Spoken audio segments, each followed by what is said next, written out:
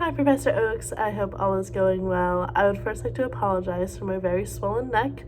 I found out I was allergic to the cherry blossom cheese this weekend, but nonetheless. So, for my research project, or for my second essay rather, I am using Greyhound racing to talk about the second conversation of American football and just kind of the overlap in between the two and how just to bring to light the similarities between the two events. So, reflecting on the research process, the thing that worked the best for me was when I was using specific keywords when looking at various databases like Google Scholar or like EBSCOhost or any of the other databases on the American University Library page. Because I found that me just typing in like American football or me just typing in Greyhound racing, it's just kind of like the history of Greyhound racing, the history of American football, which I feel like for contextual information is relevant, but for the idea of me trying to see the similarities between the two, I feel like I needed to dive more in depth. So I needed to use more specific keywords. So for example, when Greyhound racing, I'll look at like Greyhound racing impact on dogs. Or for American football, I'll look at like professional American football long-term effects of like injuries in the sport.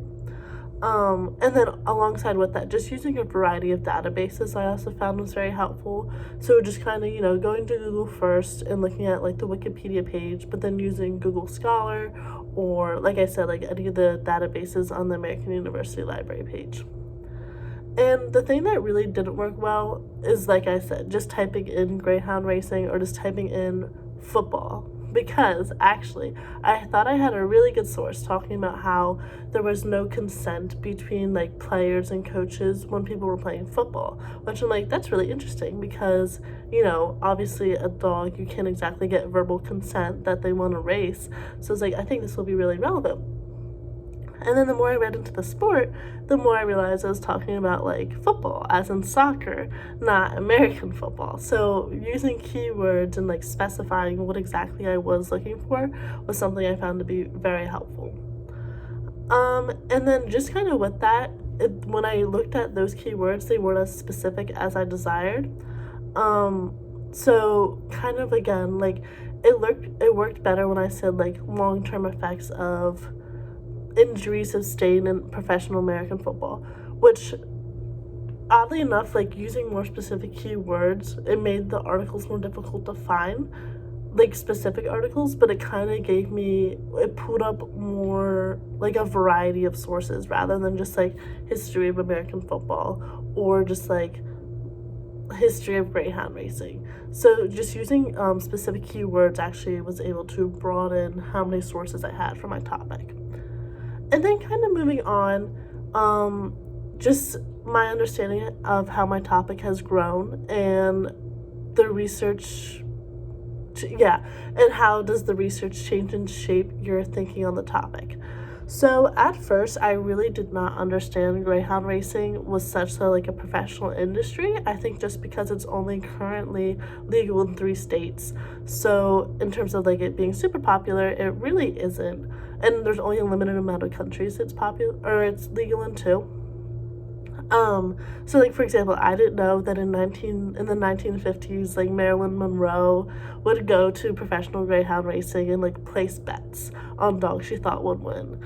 And then this kind of really emphasized for me how Greyhound racing was just a part of America's popular culture industry, which kind of got me thinking a little bit more because as for football, like I'm very invested in it as it's part of my popular cultural realm. So I kind of realized that not only are there similarities inside, like within the sports themselves and within the racing and like the overlap, but there's similarities in the atmosphere of the two. So you kind of like I began to realize that the dogs and the players endure so much, they endure so much, I guess, like or like training and the such, which is very helpful. But then I also began to realize that, in American football, you place like pools on like which team you think is going to win or which player you think is going to have the most touchdowns, which is kind of very similar to Greyhound racing in that you would place bets on what Greyhound you thought would win the race. So again, like doing this research really allowed me to see not only the similarities between the sports players and like the dogs, but more in the overall atmosphere of each of the games and events. And then looking at like how my perspective on the topic has developed concerning my second conversation, at first I just kind of intended to talk about the long-term effects that occur in greyhound racing and professional football, because I know in professional football there's so much conversation about how players suffer from traumatic brain injuries for the rest of their life and have to go through therapy. And I know that in greyhound racing too, like once they hit a certain peak performance, they're kind of tossed aside. So I thought I was just gonna start talk about that. But again, to reiterate, like I realized I can talk about the two concepts as a whole. So like again, in greyhound racing they go through excessive and enduring training to compete, and then people like place bets on which dog will win, which is awfully similar to American football. You know, they kind of go through this enduring and hard training. You always hear about these injuries that they sustain before the season even starts, they referring to professional football players.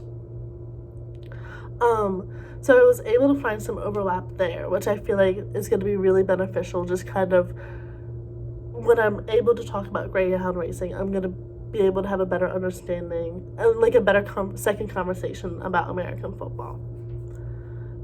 And then, so in order to like briefly describe the scholarly and popular conversation, I find that the popular sources give me a really good overview of the sports and racing, and they're very much more subjected to being opinionated and demonstrating real biases.